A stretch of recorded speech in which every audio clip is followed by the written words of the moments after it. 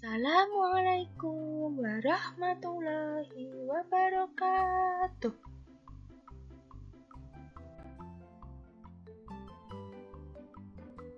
Bismillahirrahmanirrahim.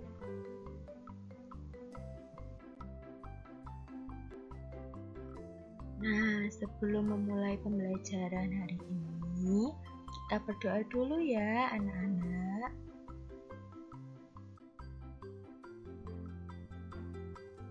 Selamat pagi solih-solihah. Bagaimana kabar kalian hari ini? Alhamdulillah. Luar biasa. Tetap semangat.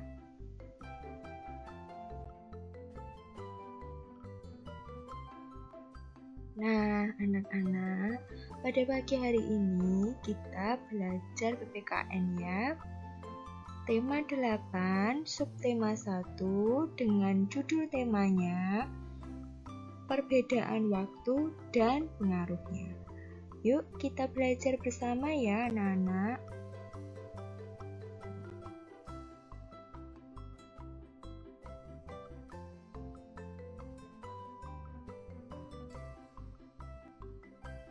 Nah, hari ini kita belajar PPKN mengenai hak dan kewajiban dalam menjaga kebersihan dan kesehatan lingkungan. Tinggal di lingkungan yang bersih dan nyaman adalah keinginan setiap orang. Lingkungan yang bersih akan membuat penghuninya sehat. Kita harus berupaya untuk menjaga kebersihan lingkungan. Menjaga kebersihan lingkungan harus dilakukan dimanapun kita berada. Laksanakan tugas membersihkan rumah dengan penuh tanggung jawab. Di sekolah juga ada aturan dalam menjaga kebersihan sekolah. Aturan tersebut berupa kewajiban yang harus kamu lakukan dengan penuh tanggung jawab.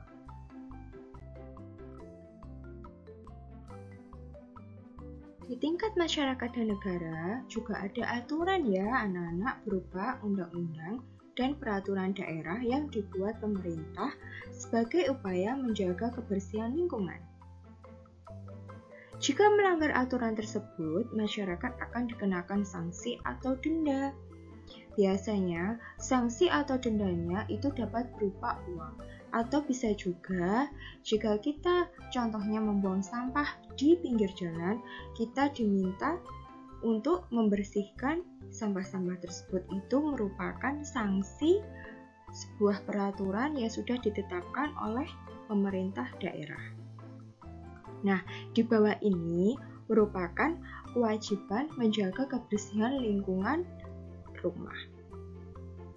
Berikut ini adalah contoh kewajiban dalam menjaga kebersihan di lingkungan rumah. Yang pertama, mengubur sampah organik. Sampah organik di sini maksudnya adalah bisa sampah-sampah seperti daun kering atau sampah-sampah bekas masakan yang sudah basi. Nah, itu harus dikubur. Kemudian yang kedua, mendaur ulang barang-barang bekas. Barang-barang bekas di sini maksudnya seperti botol bekas minum atau kaleng bekas makanan atau susu bubuk. Nah, itu dapat dipakai atau dimanfaatkan untuk keperluan atau perabotan dalam rumah tangga. Nah, yang ketiga, membersihkan ventilasi udara di rumah. Jadi, ventilasi itu ya, jendela-jendela itu harus dibersihkan dari debu atau kotoran agar saat pergantian atau pertukaran udara itu udara kotor tidak tercampur oleh udara bersih. Nah, sehingga dapat mempengaruhi sistem pernafasan kita. Nah, yang keempat, melakukan penghijauan di sekitar rumah.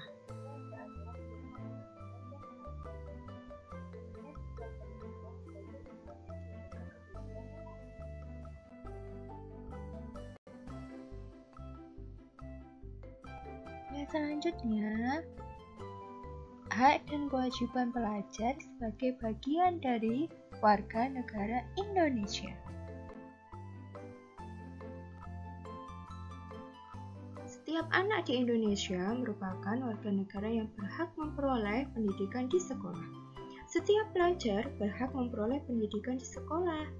Untuk mendapatkan hak sebagai seorang pelajar, maka para pelajar juga harus menjalankan kewajibannya. Maka dari itu, jika kita ingin memperoleh hak, maka kita harus melaksanakan kewajiban kita terlebih dahulu ya, anak-anak. Nah, di bawah ini merupakan apa saja sih kewajiban pelajar? Nah, yang pertama, belajar dengan giat dan tekun. Nah, yang kedua, mengikuti upacara bendera dengan tertib. Yang ketiga, mematuhi peraturan yang berlaku di sekolah. Dan yang keempat, menjaga kebersihan dan kenyamanan di sekolah. Nah, ini merupakan kewajiban pelajar ya, seperti kalian ini yang harus kalian laksanakan terlebih dahulu sebelum kalian nanti memperoleh hak kalian.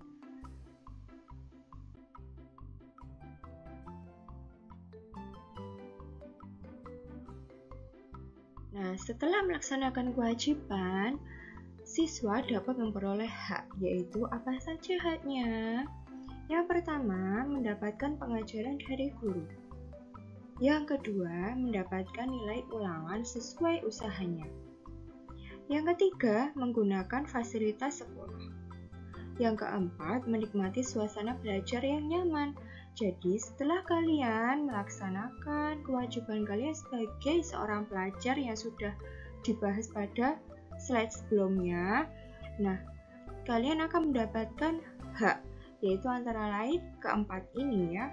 Menggunakan fasilitas sekolah itu antara lain seperti pada gambar di samping ini, di sebelah kanan ini, kalian bisa memanfaatkan lapangan milik sekolah kalian untuk berolahraga, untuk bermain, untuk melaksanakan aktivitas yang membuat kalian dapat juga belajar dengan alam.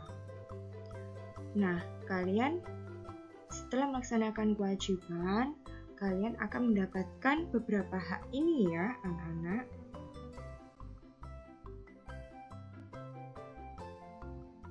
Selanjutnya, manfaat melaksanakan kewajiban sebagai pelajar yaitu antara lain yang pertama, menjadi siswa yang cerdas dan ikut melaksanakan tujuan nasional. Yang kedua, menciptakan hubungan yang harmonis dengan guru.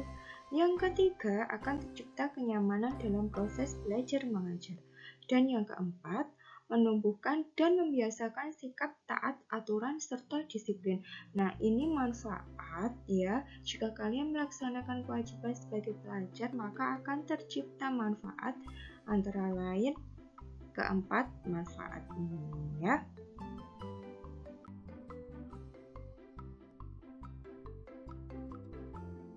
Materi yang ketiga, manfaat pelaksanaan kewajiban pelajar dalam menjaga kebersihan dan kesehatan lingkungan.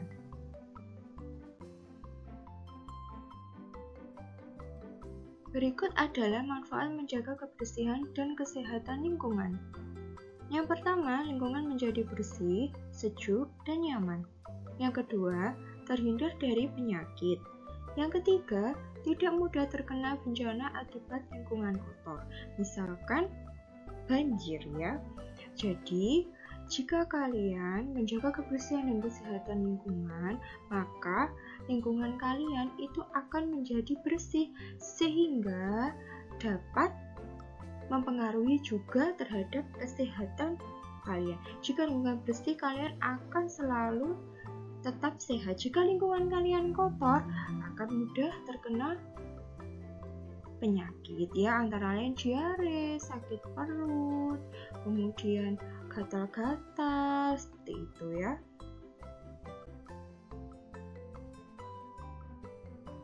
Lalu bagaimana dan apa akibatnya jika lingkungan tidak terawat?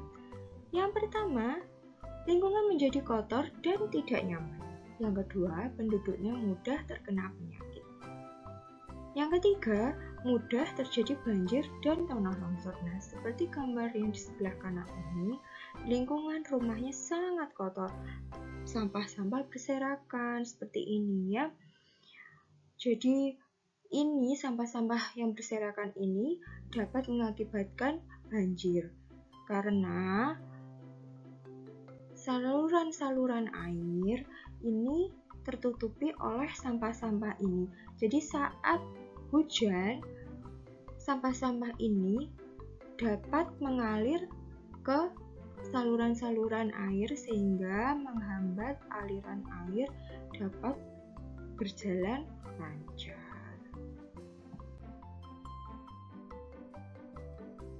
Nah, di hari ini kita sudah di akhir pembelajaran ya.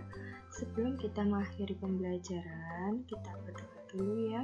Semoga pembelajaran hari ini tadi, ilmu yang Bu Desi berikan dapat memberikan manfaat untuk kita semua. Oke, kita berdoa dulu ya anak-anak.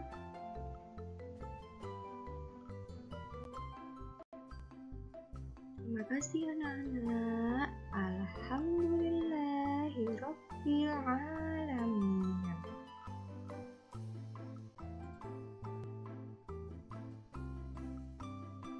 Wassalamualaikum warahmatullahi wabarakatuh.